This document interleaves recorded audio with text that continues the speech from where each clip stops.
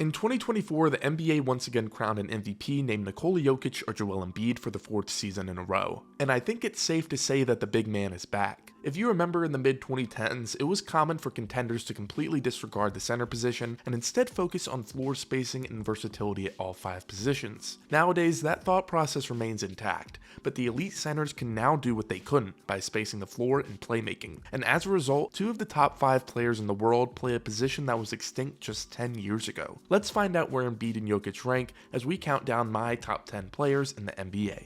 At number 10, I have Jalen Brunson. Brunson is coming off a career year with the New York Knicks, averaging 28.7 points per game, which was 4th in the NBA, all while averaging a career high in shot attempts and free throws a game as the number 1 option on a 50-win team. The Villanova standout came into the NBA with the expectation that he would be a solid role player. That thought process coincided with him getting drafted to the Dallas Mavericks. In the same draft, they selected Luka Doncic. But after 4 solid years with the Mavs, Brunson took his chances and his talents to New York to prove that he was a starting caliber point guard. And in just year 2, Brunson became the leader and number 1 option for a franchise that desperately needed a facelift. And what's most impressive is that Brunson became a New York icon with co-stars Julius Randle and OG Anunoby playing 46 and 23 games respectively. He was the only contributor on offense at times, and even still, opposing defenders couldn't stop him. But that's not due to a lack of trying by the opposition. During the regular season, Brunson shot 48.6% on 9 attempts per game when the nearest defender was 2 to 4 feet from him. That is classified as tight defense by the NBA, yet Brunson still knocks down those shots. And as an overall scorer, Brunson can attack you from anywhere on the court, as highlighted by his extremely efficient percentages in the restricted area as a 6'2" guard, and his 46.3% mark as a jump shooter, almost 6 percentage points higher than Steph Curry. The last thing I'll talk about with Brunson's scoring is his ability to do it all by himself. Again, I mentioned earlier that Brunson's co-stars were injured for the majority of the season, but I want to put it into perspective how ridiculously well Brunson played. During the regular season, Brunson shot a stellar 47.9% from the field and 40.1% from 3. But what makes it even more impressive is the fact that 67.6% of his field goals made come unassisted, which when compared to the top guards his size is astounding. The only player who came close to Brunson's unassisted field goals made is Damian Lillard, who actually scored a slightly higher percentage of his shots unassisted, but also shot 5 percentage points lower than Brunson from the field and from 3. With the Knicks getting considerably better at the wing position after trading for Mikal Bridges, you might see Brunson's counting stats fall slightly, but if he keeps up this same scoring efficiency along with a slightly similar output, expect him to remain in the top 10 list when we enter the 2025 season. At the number 9 spot, I have Anthony Davis. This spot ultimately came down between AD and LeBron,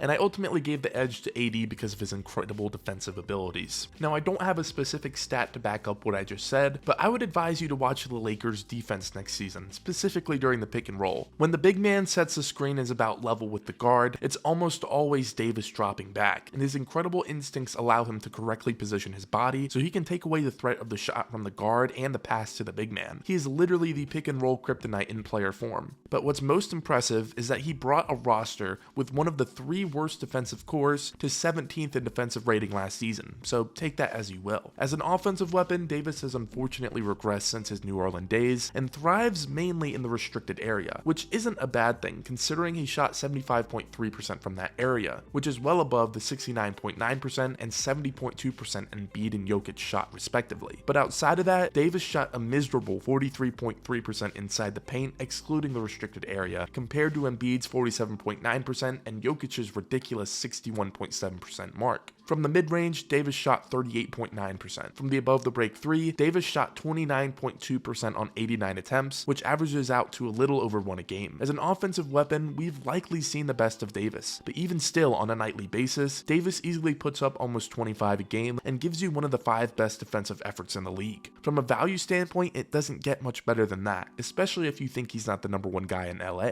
And for as funny as the day to Davis jokes are, he played a career high 76 games last season and proved that he still has many more years of meaningful basketball to play. Only time will tell if the back half of his career is in LA, but wherever he ends up, I think it's safe to say that he will always be in the conversation as a top 10 player in this league.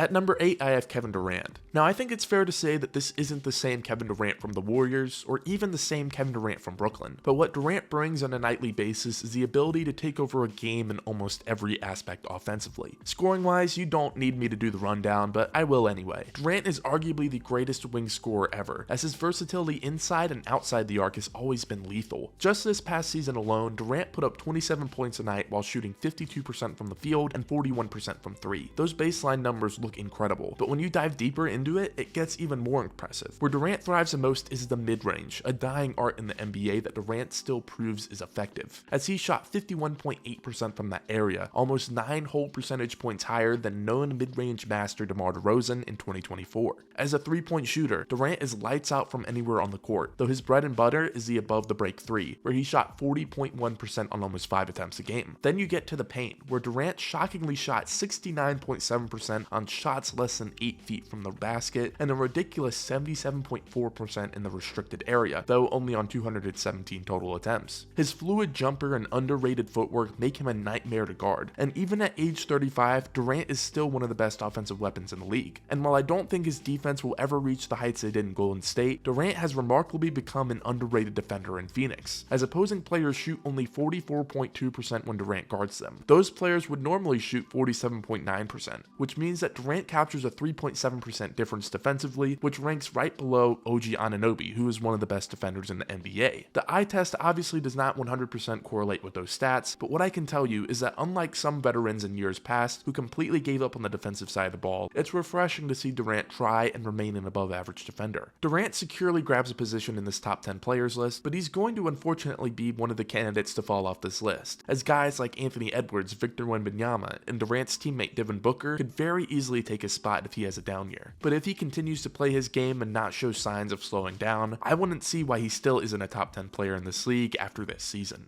At the number 7 position, I have Jason Tatum. Now, before you call me crazy for putting Tatum higher than Durant, hear me out for a second. I understand that Tatum is an incredibly flawed player. His shot selection at times is questionable, and one could argue that the team around him is built to hide his weaknesses as a player and leader. But the fact of the matter is that Tatum has been an all-NBA first-team selection for 3 years in a row for a reason. And if you take a deep dive into the player, and not the team he plays for or the personality, you realize that while he doesn't have an elite trait like Durant's scoring and AD's defense, his all-around efforts make him just as good, if not better, than those other superstars in this league. On offense, Tatum attacks from all 3 levels effectively as a 27-point per game scorer. This past season, Tatum shot 62.8% from less than 8 feet from the basket, 37.9% on the above the break 3, and 36.3% from pull-up jumpers, an improvement of almost 6 percentage points from last season. Tatum definitely has his flaws, and I, like everyone else, would like to see him drive more to the basket rather than settle for tough jumpers. But Tatum still attempts 7.4 shots a game from less than 10 feet, so if he can improve that number and settle less, I think we will start to see him as one of the more elite scorers in this league. As a playmaker, Tatum is vastly underrated, as his basketball IQ and court vision allow for him to raise his assist numbers from 1.6 per game from his rookie year to 4.9 per game in 2024, and his playmaking only got better in the playoffs, as his ability to drive and kick out to the open shooter was one of the biggest reasons the Celtics breezed through the playoffs. As a defender, Tatum is excellent, especially off the ball as a help defender, as his size and agility at 6'8" make him an incredible complementary piece next to 2 incredible perimeter defenders in Drew Holiday and Derek White. Overall, what separates Tatum from the rest of the pack is his ability to impact the game if he's not scoring. And in the 2024 playoffs, when he went through some scoring struggles, what stood out the most to me was his all-around efforts and ability to continue pushing through even if the shot isn't falling. You don't see many players thrive when their shot isn't falling, and when Tatum has that excellent playoff run where everything falls into place, I can almost guarantee that he will be a top 5 player in the world. But for now, the defending champ will have to settle for the number 7 position. At number 6, I have Steph Curry. Curry, like Durant, is one of the harder players on this list to rank solely because they aren't the same players they were 3 years ago. But even still, Curry's day-to-day play is still elite. You don't need me to dive into the 3-point shooting percentages, but all I'll say is that Curry shot 796 above the break 3-pointers last season, almost 80 more than second place, and 200 more than third place, yet still finished with the highest percentage at of everyone in the top 10. It's a testament to how good Steph Curry is when you recognize that everyone, from the announcers to the fans, know where and how Curry is going to target you during the game, and he still dominates you. And what makes his late career play even more impressive is the fact that the roster around him is easily one of the weakest he's ever played with, yet he still dissects and destroys defenses so easily. As a playmaker, while the assist numbers have never been high for Curry, his ability to create open shots, not only because of the gravity he attracts, but also because of his excellent court vision, is extremely underrated. Like I said, he will never be the player to hunt for assists, but what he does is create the best possible shot for his teammates, and those efforts are recognized. On defense, he certainly has his deficiencies, specifically for his lack of size and strength. That is occasionally a problem, that he's attentive and active, and that's honestly fine by me. Steph Curry, the basketball player, is clearly still one of the best players in the world, but I'm curious how Steph Curry, the star player on the Golden State Warriors, will play with a brand new core around him. Chris Paul and Klay Thompson have left the Warriors, and now the only players left from the championship runs are Kevon Looney and Draymond Green. And with his basketball career likely coming to an end within the next 5 to 10 years, I'm curious what Steph Curry will be doing during the last push of his career. But no matter what happens, Curry can rest easy knowing that he's had one of the most influential and impactful careers in NBA history.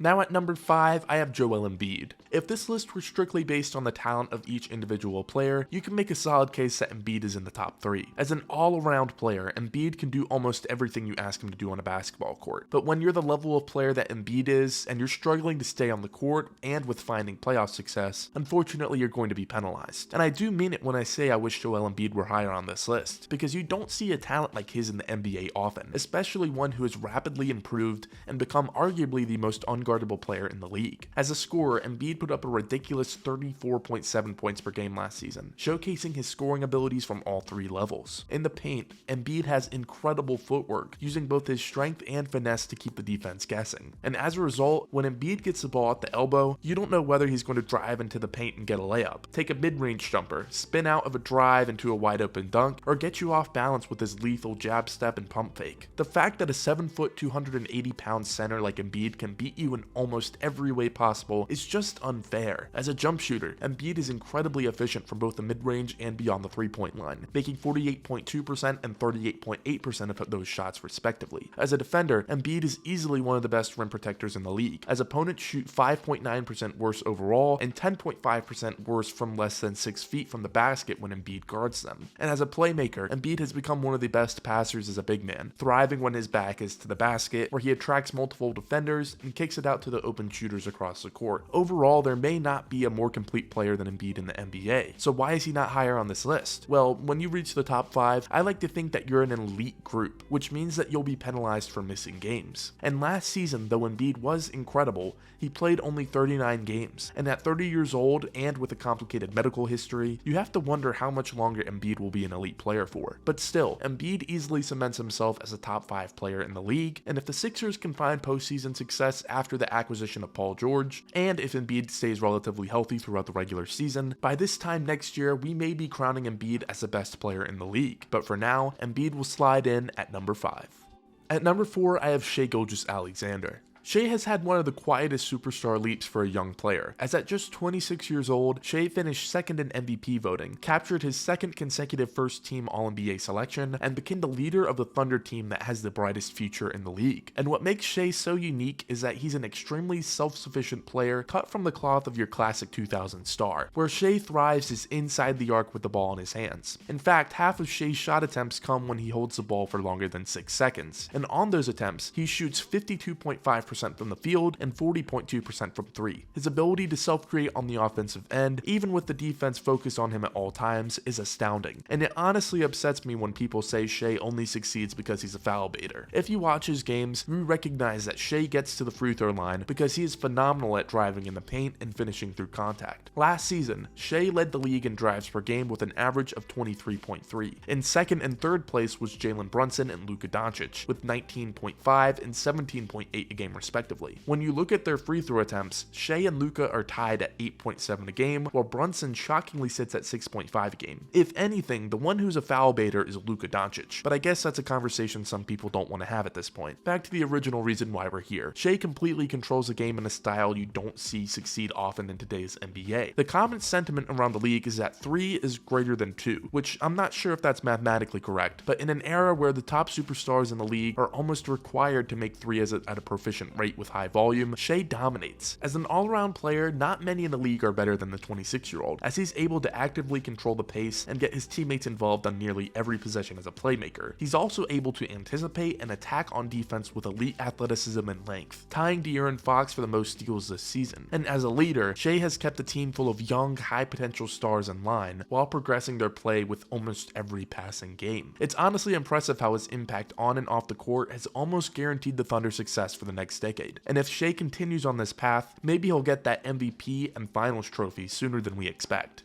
At number 3, I have Giannis Antetokoummpo. Just 3 years ago, Giannis stood on top of the world. In June of 2021, the Bucks and Giannis played a phenomenal Game 6 of the NBA Finals, toppling the Phoenix Suns and securing a franchise's first title since 1971. At that point, Giannis had already won 2 MVPs, a Defensive Player of the Year, and now an NBA title at just 26 years old. He felt unstoppable, and it looked like we were on the verge of watching the next all-time great emerge. 3 years later, and we're kinda in the same spot as we were 3 years ago. Just everything has changed. Sure, Giannis has performed at a high level in the regular season, grabbing 3 straight All-NBA first-team selections in the past 3 seasons, but none of that has equated to award or postseason success. And as a result, Nikola Jokic, the man who won the MVP in the 2021 regular season, now has 3 MVPs to Giannis's 2 and a ring to match it. And now we're at a crossroads with the 29-year-old superstar. Sure, he has a supporting cast of Damian Lillard, Chris Middleton, and Brook Lopez. Sure, the Bucks have Doc Rivers, a coach who has plenty of experience. But I think we all have this sense that last season wasn't good enough, even though he arguably just had the best season of his career. In 2024, Giannis put up 30.4 points per game while shooting 61.1% from the field, up almost 3.5 percentage points from his career best in 2019. As a paint presence, Giannis was unstoppable, converting on 77.5% of his 853 shot attempts from inside the restricted area. If you take away the pull-up jumper, where Giannis shot 34.4% from on 160 attempts, we might have seen a player score more than 30 a night on 65% shooting for the first time in NBA history. To say Giannis is dominant at this point of his career is almost insulting in the best way possible. A better word to use would be unstoppable. As a defender, Giannis is still all defensive caliber, causing opponents to shoot 9.4% worse from within 6 feet of the basket and 7% worse from within 10 feet of the basket. As a basketball player, you don't get much better than that, and it feels almost wrong to not put him within the top 2. It's more so a compliment to the guys above him rather than a detriment of Giannis, as just one playoff run could easily catapult him to being number 1 on this list. What's going to make or break Giannis is his loyalty to the Bucks. Milwaukee could very easily make a run this year and maybe next year, but after that, with the ages of Lillard, Middleton, and Lopez all reaching over 35 years old and injury histories following each of those guys, Giannis may be stuck carrying mediocre teams in his prime. And if that's what Giannis wants to do, nobody can stop him. But I know Giannis has an itch to win, and I would be shocked if the Bucks don't at least put up a fight against the East super teams. For now, Giannis will remain slotted at the number 3 position, but like I just said, just one deep playoff run or even one more MVP award and maybe Giannis regains his top 2 spot. But for now, the man who, in my mind, has overtaken Giannis and taken the number 2 spot is Luka Doncic. Doncic is coming off what was arguably the best season of his career, finishing in the top 10 of points, assists, and rebounds per game, capturing his 5th consecutive All-NBA first-team appearance, and making his first career NBA Finals. As an individual player, you could argue that Doncic had the best October through June of any NBA player last season. As a scorer, I think it's safe to say that Doncic has taken the crown as the best shot maker in the league, as no one is as efficient or makes as many shots as Doncic does at all 3 levels. In the restricted area, Doncic shot 75.9%, the highest mark for any guard who took over 100 shot attempts in that area. In the mid-range, Doncic made